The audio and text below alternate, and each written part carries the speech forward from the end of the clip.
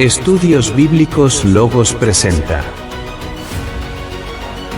El Ministerio de Jesús, capítulo 7. En esta ocasión presentamos el regreso a Nazaret.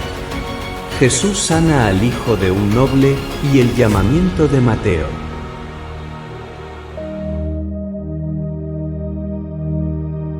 En su viaje de regreso a Galilea, Jesús hizo una parada en su Nazaret de crianza, donde es recibido por su familia. En Galilea, nos dice el Evangelio de Juan capítulo 4 verso 45, que muchos que habían asistido a la fiesta de la Pascua, habían visto cómo Jesús había volcado las mesas de los cambistas, y se maravillaban de su valor y fortaleza, ya que no cualquiera se enfrentaba a los fariseos en su propio terreno, es decir, en las instalaciones del templo. En el día de reposo, Jesús entró a la sinagoga que estaba en Nazaret, y estuvo acompañado por sus discípulos. Además, también le acompañaron su madre María, sus hermanas y hermanos biológicos. Tomó la oratoria, y pidió le pasaran el rollo del libro del profeta Isaías. Se fue casi hasta el final del libro, en Isaías 61, versos 1 y 2, para citar un extracto donde se había profetizado acerca de la obra del Mesías. El Espíritu del Señor está sobre mí, por cuanto me ha ungido para dar buenas nuevas a los pobres. Me ha enviado a sanar a los quebrantados de corazón, a pregonar libertad a los cautivos y vista a los ciegos, a poner en libertad a los oprimidos, a predicar el año agradable del Señor. Luego de haber leído el texto, devolvió el rollo al ministro de la sinagoga, y dice el Evangelio de Lucas que se sentó. Y los ojos de todos en la sinagoga estaban fijos en él, y dijo: Hoy se ha cumplido esta escritura delante de vosotros. Todos estos escribas y fariseos estaban atentos para escucharlo.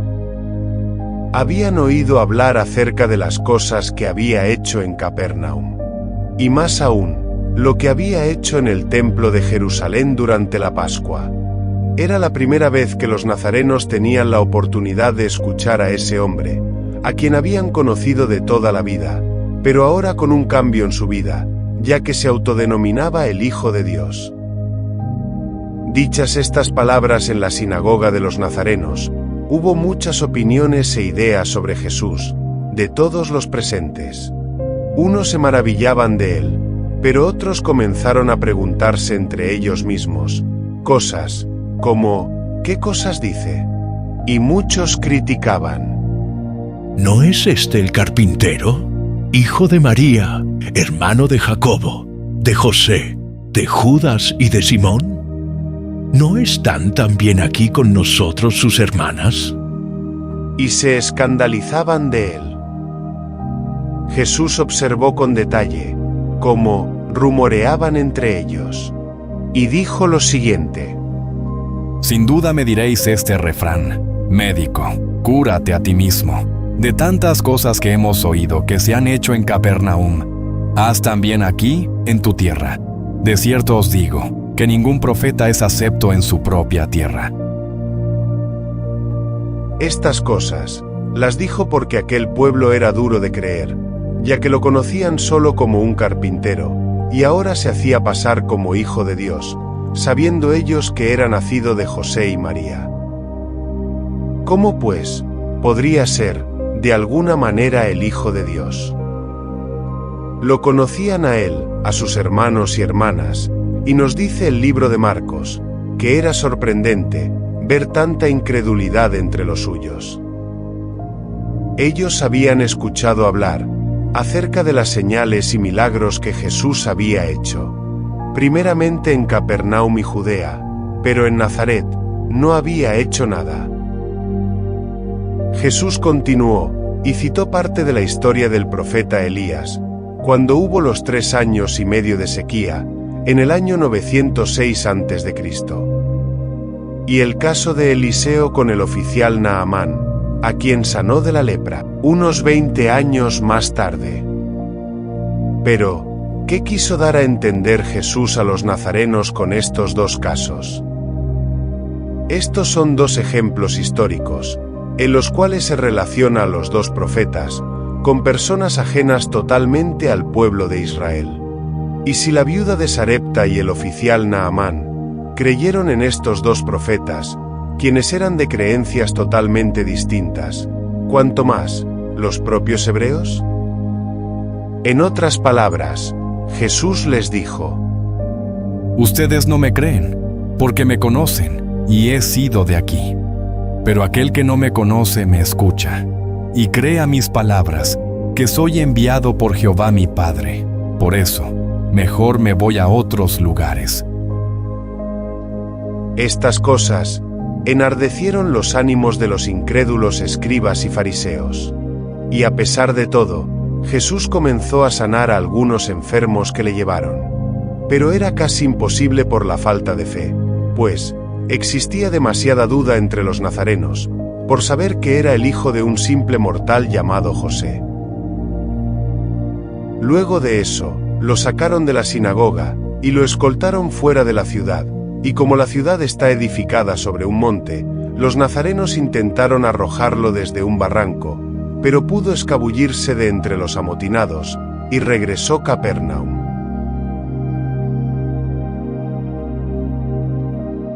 Luego de Nazaret, Jesús, antes de descender a Capernaum, acepta la invitación de su discípulo Natanael, para que se quedase unos días en su casa, en Caná, donde hacía aproximadamente 7 meses, había asistido a una boda de un pariente cercano a su madre María.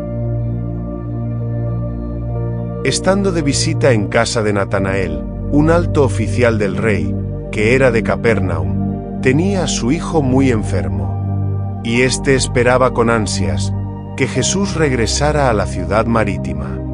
Pero sabía que Jesús tenía cierto tiempo por Judea y que no había regresado.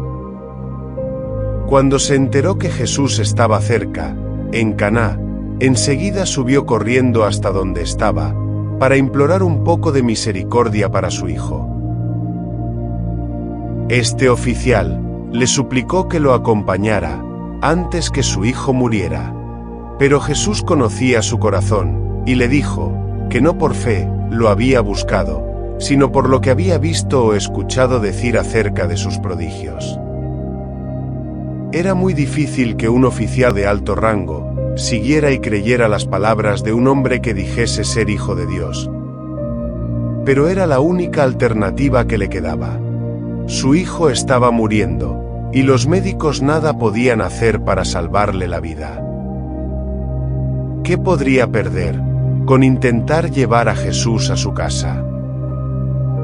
Absolutamente nada, pero había una minúscula esperanza de que este hombre en verdad fuera y pudiera hacerlo. Ese es el detalle del ser humano. Solo se acuerdan que existe un Dios cuando ya ven que sus problemas parecen imposibles de resolver. Cuando se sienten con el agua al cuello. Allí hasta el ateo suplica a Dios. Pero este noble, sin importar las palabras duras de Jesús, le seguía suplicando, hasta que Jesús tuvo misericordia, y le dijo: «Ve, tu hijo vive». Y el hombre creyó la palabra que Jesús le dijo, y se fue. Lo más importante de esta historia es que aquel noble creyó a lo que Jesús le dijo, sin poner en duda en ningún momento que su hijo sanaría, con solo Jesús haberlo dicho. Esto ocurrió como las 7 de la noche, y a esa misma hora el niño comenzó a mejorar. Y luego de todo esto, toda la casa del oficial creyó en Jesús. Y esta segunda señal hizo Jesús, cuando fue de Judea a Galilea. Para estar claro con lo que escribe el apóstol, cuando dice sobre la segunda señal, solo se refiere a Caná, ya que Jesús tenía tiempo haciendo milagros y señales por toda Capernaum y Jerusalén.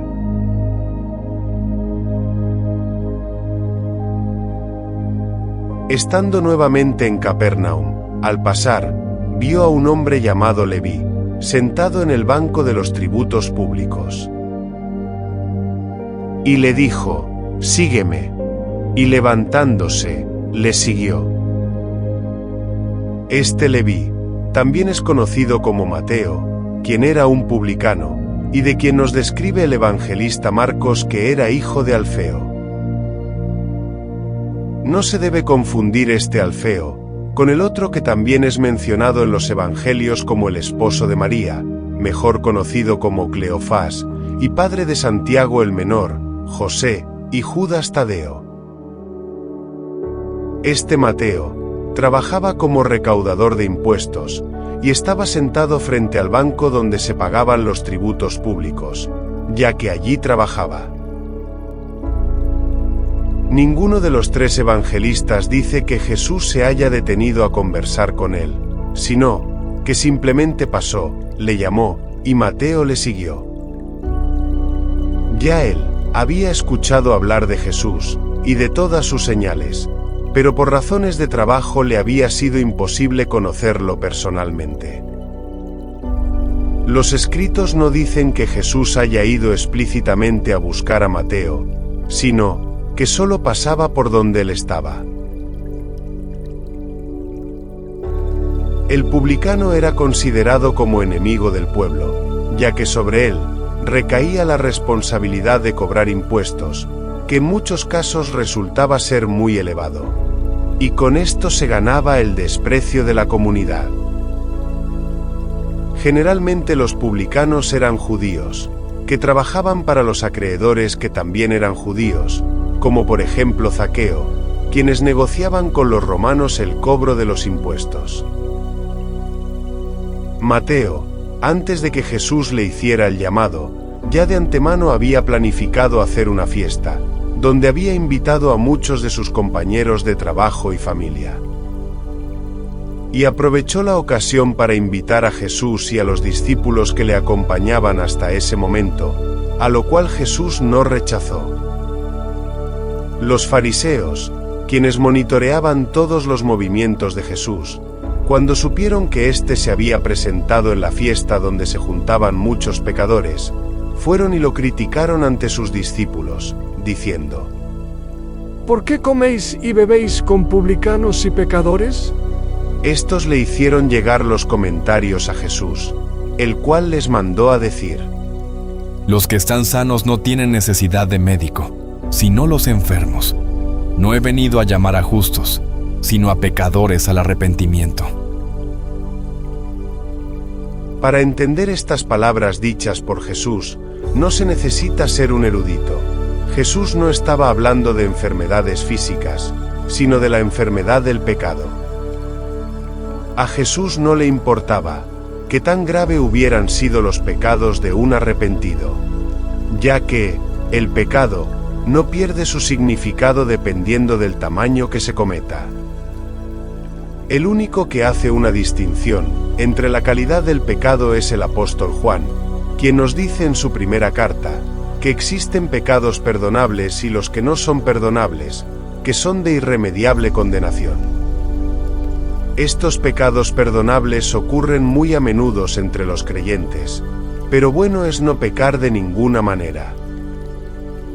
Es importante resaltar que la doctrina católica romana se apega mucho de estos escritos de Juan para justificar la existencia del purgatorio. Ellos creen que los pecados veniales o perdonables son aquellos pecados que se llevan las personas cuando mueren y que se pueden purgar durante su viaje al cielo, en una breve estadía en el purgatorio. El tiempo en el purgatorio dependerá de las oraciones de los familiares vivos, quienes interceden por sus muertos. Por supuesto que es un error grande de interpretación, ya que el contexto en sí nada tiene que ver con los muertos, sino con los vivos. Regresando a la fiesta en la casa de Mateo, la celebración se puso buena, y los discípulos de Jesús comenzaron a comer y a beber. Y había mucha alegría en la casa de Mateo, el publicano. Los escribas y fariseos de por sí repudiaban a los publicanos, pues Los consideraban unos avaros pecadores, que robaban inescrupulosamente a su misma gente, mientras que ellos se consideraban los más correctos y justos en cuanto a la obediencia a las leyes mosaicas. Ellos, criticando a Jesús, le dijeron: ¿Por qué los discípulos de Juan ayunan muchas veces y hacen oraciones, y asimismo los de los fariseos, pero los tuyos comen y beben? Sobre este relato, debo hacer una aclaratoria, ya que los tres evangelistas narran la historia un tanto diferente. Tenemos, por ejemplo, que el Evangelio de Mateo nos dice que fueron los mismos discípulos de Juan quienes hicieron la pregunta a Jesús. Por otro lado, Marcos nos dice que fueron los discípulos de Juan, conjuntamente con los fariseos que ya habían criticado a Jesús. Mientras que Lucas nos dice que fueron los mismos fariseos. ¿Quién tiene la razón? Sin duda alguna que lo que nos dice Lucas tiene mucho más sentido, ya que los discípulos de Juan no pudieron haber asistido a esa fiesta de publicanos, con su maestro encarcelado, y menos haciéndose acompañar por fariseos. Era una fiesta para comer y beber, mas los discípulos de Juan ayunaban por su profeta. ¿Qué estaba pasando? ¿Por qué unos se sacrifican y otros no? La respuesta por parte de Jesús no se hizo esperar, y con 3 ejemplos trató de explicar la razón de las acciones de sus discípulos. Él les dijo: ¿Podéis acaso hacer que los que están de bodas ayunen, entre tanto que el esposo está con ellos? Mas vendrán días cuando el esposo les será quitado.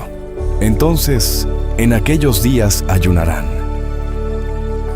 Lo que Jesús quiso decirles es que sus discípulos no tenían motivos para ayunar, ya que el Hijo de Dios estaba entre ellos, cosa que los fariseos no entendían, porque ellos estaban en una constante espera de la llegada del Mesías. Mientras que aquí, el Mesías estaba entre ellos. ¿Había motivo para ayunar? Pues no, pero una vez fuera quitado de su presencia tendrían que hacerlo. Y dijo: Nadie pone remiendo de paño nuevo en vestido viejo, porque tal remiendo tira del vestido, y se hace peor la rotura. Ni echan vino nuevo en odres viejos. De otra manera los odres se rompen, y el vino se derrama, y los odres se pierden. Pero echan el vino nuevo en odres nuevos, y lo uno y lo otro se conservan juntamente. ¿Qué quiso decir Jesús a través de esta parábola? Sencillamente lo mismo que le había dicho a Nicodemo: la necesidad de nacer como hombre nuevo. Si naces de nuevo, en el poder del Espíritu Santo de Dios, no puedes continuar con las viejas costumbres. Esto es la ley mosaica, porque el nuevo Evangelio de Dios no compagina con la antigua ley de Moisés, ya que esta ley vino a ser entregada a los hebreos, en señal de lo que habría de venir. Esto es a Jesús el Mesías. Y también dijo: Ninguno que beba del añejo quiere luego el nuevo, porque dice, el añejo es mejor. En esta comparación, Jesús se refiere a la calidad, en lugar de tiempo, pues compara su evangelio con la atracción y calidad de un vino añejo, que ha estado guardado por mucho tiempo. Mientras que al judaísmo lo compara como un vino nuevo. Y algunos se preguntarán lo incoherente de esta comparación, siendo que el judaísmo, en apariencia, fue primero que el Evangelio. Pero entiéndase que la promesa de la venida del Hijo de Dios a la tierra existió 430 años antes que saliera a flote la ley de Moisés, como lo dice el apóstol Pablo en su carta a los Gálatas. Esto pues digo, el pacto previamente ratificado por Dios para con Cristo, la ley que vino 430 años después, no lo abroga para invalidar la promesa. Así que, mientras la ley prevalecía entre los judíos, ya el Evangelio, acerca de un reino de los cielos, se estaba añejando hasta la llegada de Jesús el Mesías a la tierra. Tomemos el ejemplo de lo que Jesús hizo en Caná de Galilea, cuando convirtió el agua en vino.